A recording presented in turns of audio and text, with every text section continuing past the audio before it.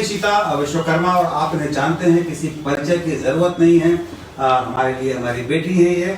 और इशिता जो है वो बहुत बढ़िया गाना गाती है, ये सब आप लोग जानते हैं। जी टीवी के सारेगामा प्रोग्राम से इन्होंने अपनी पहचान बनाई है। और तो इशिता विश्वकर्मा के साथ मैं संजय सिन्हा जबलपुर से आपके सामने इस समय सत्या अशोका होटल में बैठा हुआ। फर्स्ट ऑफ ऑल आज मुझे बहुत अच्छा लगा इतने समय बाद आपसे मिलकर।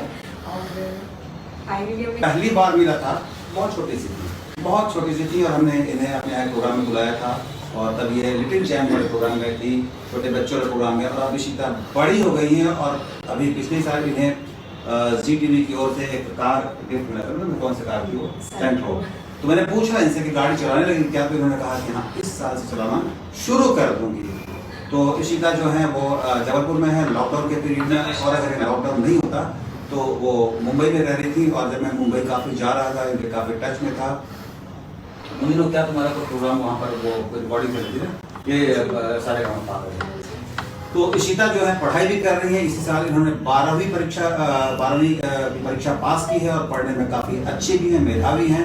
और इनका बहुत सारा समय संगीत की साधना में गुजरता है। तो इशिता अब लॉकडाउन के पीरियड में आप कैसे अपना समय यहाँ पर काट रही हो, गुजार रही हो जबलपुर में मम्मी के साथ? पहले मुझे लग रहा था कि जो लॉकडाउन भी जो फेज आया उसमें टाइम निकालना, टाइम काटने बहुत कठिन होगा।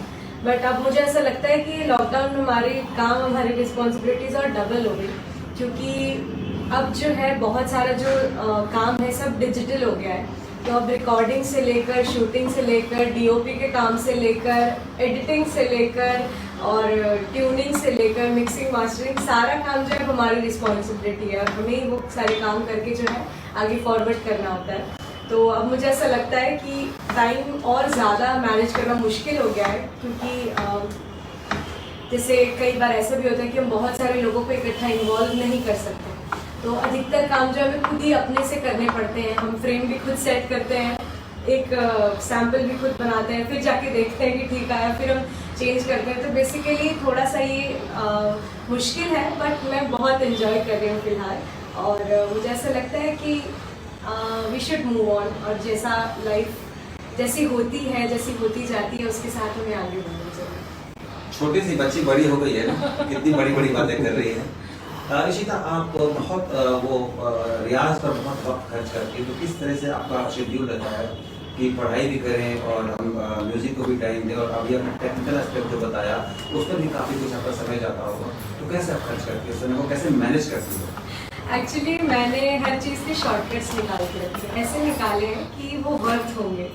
तो जैसे अगर मैं कुछ काम कर रही हूँ, मैं अगर कुछ मम्मी का काम कर रही हूँ, क्योंकि जाहिर सी बात है जब आप घर में होते हो तो आप दुनिया का काम आपके लिए सेकेंडरी होता है, पर मम्मी जो बोल रही है वो आपका सबसे पहला काम, पहली प्रायोरिटी होती है, होनी ही पड़ती है।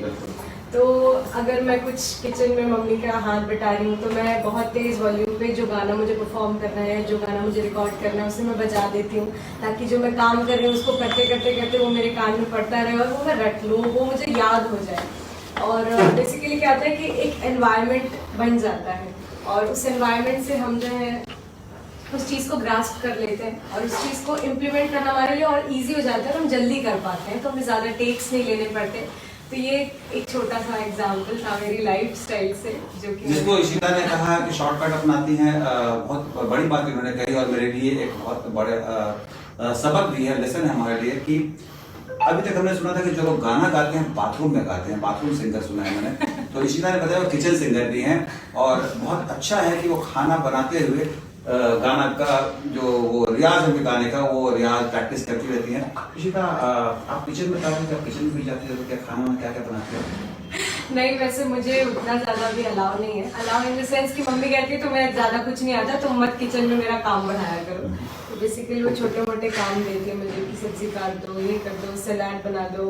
तो मेरे वो छोटे मोटे काम है जो मैं सुबह से ही फटाक से कर। लॉकडाउन में तो घर में काम वाली भी नहीं आती होगी, कोई मतलब हेल्पिंग हैंड नहीं होगा, झाड़ू पोछा ये सब भी करना पड़ता होगा? नहीं, उस काम में मैंने कभी भलमन साहब ने भी नहीं कहा कि मम्मी लाओ मैं कर देती हूँ, नहीं तो वो हमेशा मेरी रिस्पॉन्सिबिलिटी हो जाती है। मम्मी कर लेती है, घर के सारे काम संभाल लेती हैं, तो तुम थोड़ा बहुत मम्मी की हेल्प करती हो और किचन में खाने के। इसलिए मैंने किचन चूज किया।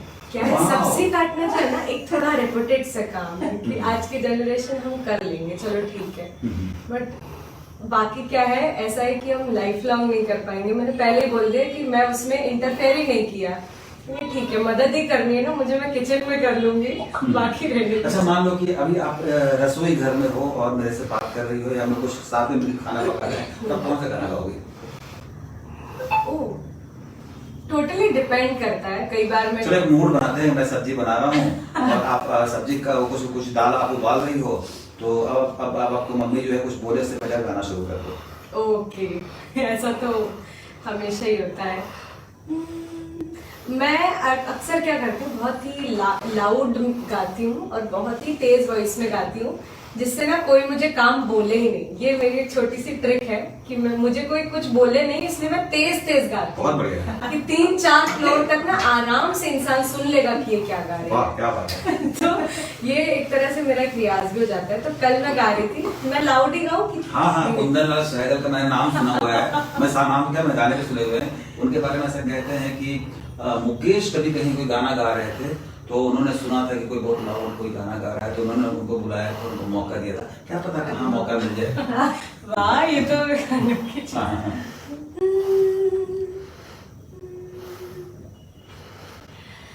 ओ मेरी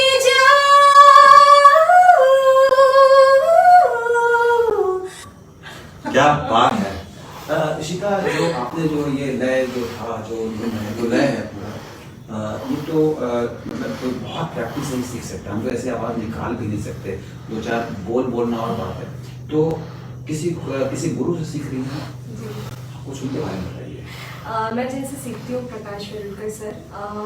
मैं ये मानती हूँ कि दुनिया के सबसे ज्यादा सपोर्टिव और सबसे ज्यादा मेरे लिए, अगर मैं पर्सनली कहूँ तो बेस्ट टीचर है। क्योंकि उनकी ना एक मैं खास बात आपको बताती हूँ, वो बहुत ही पॉजिटिव इंसान है। वो इतने पॉजिटिव है कि कई बार अगर हम बहुत डिप्रेस भी होते हैं तब भी वो जो हमें कहते हैं ना, ऐसा लगने लगता है कि नहीं, there is a life, there is a hope. तो इतने ज्यादा पॉजिटिव व्यक्ति बहुत ढूंढने पर ही कहीं ना कहीं मिलते हैं। और जैसे उनके मुंह से ना हमने कभी ना शब्द नहीं सुना ही नहीं। और जैसे कभी कुछ क्लैश होता है या कभी ऐसा, तो भी वो अलाउ कर देते कि हाँ देखते हैं ना, हाँ करते हैं ना, बिल्कुल करते हैं। उनसे मैंने कभी ना शब्द सुना ही नहीं है, कभी कहते ही नहीं है वो। तो ये चीज मुझे उनकी बहुत पसंद है। क्योंकि कई बार क्या होता है कि जिस फील्ड में हम हैं तो कई फेलियर्स हमने देखे हैं, कई बार हार जाती थी तो निराश हो जाती थी, बट उनके मुंह से मैंने कुछ ऐसा नेगेटिव या कभी सुना ही नहीं। और वो इतने पॉजिटिव व्यक्ति हैं कि वो हर एक अपॉर्चुनिटी को, वो नहीं देखते कि अपॉर्चुनिटी बड़ी है छोटी है कैसी है, कर पाऊंगी नहीं कर पाऊंगी, कुछ नहीं देखते हैं, वो सीधा हाँ कहते हैं। और इसी के बदौलत जो है मैंने बहुत सारे लैंग्वेजेस भी ट्राई कर लिए उनके बोलने पर। जैसे मैंने तजिकिस्तानी, अरबी, मराठी, बंगाली, तजिकिस्तानी, मराठी बिल्कुल लैंग्वेज समझ नहीं थी। मैं म्यूजिक को समझ लेता हूँ, भाषा भले समझ में ना आए। तजिकिस्तानी थोड़ा बहुत रशियन से मिलता जुलता है। हाँ, थोड़ा अफगानी टच है, थोड़ा अफगानी है, बहुत बढ़िया है। थोड़ी रूसी भाषा में जानता हूँ थोड़ी।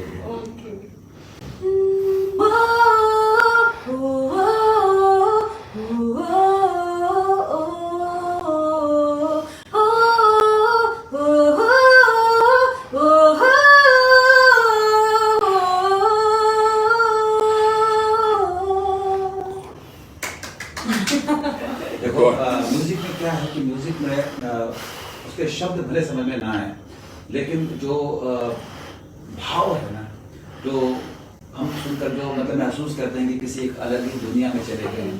तो हर भाषा में संगीत जो है उसकी एक ही भाषा होती है, ऐसा मैं समझता हूँ। तो तुमने जैसा भी कहा मुझे कि तुम्हारे गुरु जो है बहुत पॉजिटिव है। आमतौर पर मैं गुरु के मुंह से सुनता हूँ कि मेरा वो विद्यार्थी बहुत पॉजिटिव है। तो यू आर जजिंग योर गुरु कि गुरु जो है सो बहुत अच्छे हैं। और इशिका ने बहुत अच्छी बात कही कि मेरे गुरु जो हैं वो दुनिया में सबसे अच्छे हैं। अब इशिका छोटी सी बच्ची ही है मेरे लिए, और उसने ये जब कहा तो इसके बहुत मायने होते हैं। एक छोटा बच्चा कहता है मेरी माँ इस दुनिया में सबसे सुंदर माँ है, मेरी माँ, मैं कहता हूँ मेरी माँ सबसे अच्छी माँ, सबसे सुंदर माँ। तो ये बहुत बड़ी बात है, अपने गुरु के लिए भाव रखना कि वो दुनिया में सबसे अच्छे गुरु हैं। ये इस तरह से समझना चाहिए कि अच्छा गुरु मिलना ईश्वर के दर्शन करने की तरह होता है। तो जैसा कि तुमने कहा कभी कभी तुम्हें डिप्रेशन भी होता था, छोटे बच्चों को डिप्रेशन क्यों होना चाहिए? डिप्रेशन नहीं, उसको हम डिप्रेशन नहीं कह सकते, पर काइंड ऑफ क्या होता है कि कई बार हमारी बहुत सी चीज़ कोलैप्स हो जाती है। जैसे अगर हमें ऐसा पता चला है कि हमें कल जाना है ऑडिशन देने और ये पता चला है कि कल एग्ज़ाम भी शुरू है स्कूल में, तो एक ऑप्शन आ जाते हैं कि किसे ज़्यादातर बड़े बड़े खिलाड़ी और बड़े बड़े संगीतकार और बड़े बड़े फिल्मी कलाकार शायद इसलिए बहुत पढ़ नहीं पाते हो। मतलब जैसे बहुत सारे लोग अगर मैं जानता हूँ कि उन्होंने Sushant Singh Rajput Delhi college of engineering से इंजीनियरिंग की पढ़ाई कर रहे थे और फिर उन्होंने काम मिला छोड़ दिया। उन्होंने कीर्ति से वो भी उनको फिल्म मिल गई तो उन्होंने भी बीटेक की पढ़ाई छोड़ दी। वैसे बहुत सारे लोग, सचिन तेंदुलकर बहुत नहीं पढ़े। तो अगर तुम्हें ऐसा कभी मौका मिले कि कोई गाना बॉलीवुड में गाने का मौका मिल गया है और उसे तुम्हारी शूटिंग हो रही है, तो क्या चुनौती है? मतलब बॉलीवुड के एक गाने की रिकॉर्डिंग होनी है और तुम्हारा कोई कॉलेज का एग्जाम होना है, तो मैं प्रेफर करूंगी कि मैं पहले बॉलीवुड डेब्यू करूंगी, क्योंकि कॉलेज एक ऐसी चीज़ है कि अगर मैंने उस टाइम नहीं किया तो मैं कुछ करके उसे रिपीट भी कर सकती हूँ और दोबारा कर सकती हूँ। बट जो अपॉर्चुनिटी है वो फर्स्ट अपॉर्चुनिटी, और वो इन फ्यूचर मुझे मिलेगी नहीं मिलेगी ये श्योर नहीं है, तो फर्स्ट वो ग्रैब। और वैसे भी तुम्हारा करियर जो है, तुम्हें अपना करियर जो चुनना है, तुम्हें संगीत में ही चुनना है, गीत में ही चुनना है, तो ऑफ कोर्स वही जाना होगा। और पढ़ाई तो बाद में भी हो सकती है। महेंद्र सिंह धोनी ने तो बहुत दिनों के बाद पढ़ाई की, अपनी कॉलेज की पढ़ाई पूरी की, उसके फिर क्रिकेट वगैरह के चक्कर में लगे रहे, तो बहुत अच्छी बात है। और इशिता की इस बातचीत से एक बात ये भी संदेश है बच्चों के लिए कि जो आपका लक्ष्य है वो सर्वोपरि है, मतलब सबको छोड़कर पहले वो, और मौका मिले तो सबके बीच में तालमेल सामंजस्य बनाए रखना चाहिए। इशिता, तुमने बहुत कम उम्र में बहुत सारी उपलब्धियां पाई हैं और देश भर में लोग तुम्हें जानते हैं अब, और मैं तो ये दुआ करता हूँ कि तुम्हें दुनिया भर में लोग जाने और बहुत बहुत बहुत ऊपर जाओ, बहुत नाम कमाओ। मैं तो तुम्हें बहुत छोटी बच्ची की तरफ से जानता हूँ और मिल रहा हूँ तुमसे। तुम्हारे मन में कब ये ख्याल आया होगा या क्यों आया होगा कि हम गाना गा सकते हैं? ये तो मतलब मुझे भी नहीं पता, पर जैसा मुझे मम्मी बताते हैं, क्योंकि मम्मी पापा दोनों गाते थे और मैंने बचपन से ही मम्मी को गाते हुए सुना है। तो मुझे अभी भी याद है कि जो लता जी, आशा जी वगैरह के जो गाने हैं, तो जब मैं छोटी थी तो मेरे मन में एक ऐसा पिक्चर बना हुआ था कि ये गाने मेरी मम्मी के गाने हैं और ये उन्होंने ही गाए हैं। मुझे कोई आइडिया नहीं था कि इस दुनिया में लता जी या कुछ कोई एग्जिस्ट करती है। मैं रोक रहा हूँ एक मिनट के लिए। मैं खुद अपने को माँ का बेटा मानता हूँ। पहली बार मुझे बिटिया मिली है जो वो भी मानती है कि ये दुनिया जो है सो माँ है। तो लता मंगेशकर या आशा भोसले अगर कभी मेरा ये इंटरव्यू देख पाए, सुन पाए, तो इस बात को समझ लें कि बच्चे उन तक पहुंचे हैं माँ के साथ। बिल्कुल। तो माँ गाना गाती थी, जिनका ये गाना माँ गाती है, वो रेडियो में माँ ही गाती होगी। आज भी मेरे मन में कहीं ना कहीं ऐसा है कि अच्छा कोई गाना बज रहा है, जैसे तेरे बिना जिंदगी से कोई, तो मेरे मुंह से एक जल्दी में निकल जाता है मम्मी का गाना है, तो फिर मुझे याद आता है अरे नहीं इनको क्या बताऊं मैं कि मम्मी का क्या गाना है। तो अब मुझे थोड़ा समझ में आया, लेकिन बचपन में मेरे मन की आइडेंटिटी यही थी। इशिता ने बहुत सारे टिप्स आपको दिए हैं कि वो रसोई में यानी किचन में जाकर गाने की प्रैक्टिस करती हैं और उनका मम्मी के जब हाथ बटाती हैं तो इस बात का बहुत ख्याल रखती हैं कि बहुत ज़ोर ज़ोर से गाना गाएं ताकि कोई और काम मम्मी नहीं पकड़ा दें। इशिता, मैं एक बात कह रहा था, आपने कहा कि आपने अपने गुरु को आपने ईश्वर का दर्जा दिया है। मैं आपसे एक सवाल पूछना चाहता हूँ, किस उम्र में आप गुरु के पास गई थी? मैं जब पैदा हुई तो ये एक मेरी सबसे बड़ी जो गुरु, आज भी मेरी सबसे बड़ी गुरु है मेरी माँ, वो तो मतलब पैदा होते साथ ही रही है।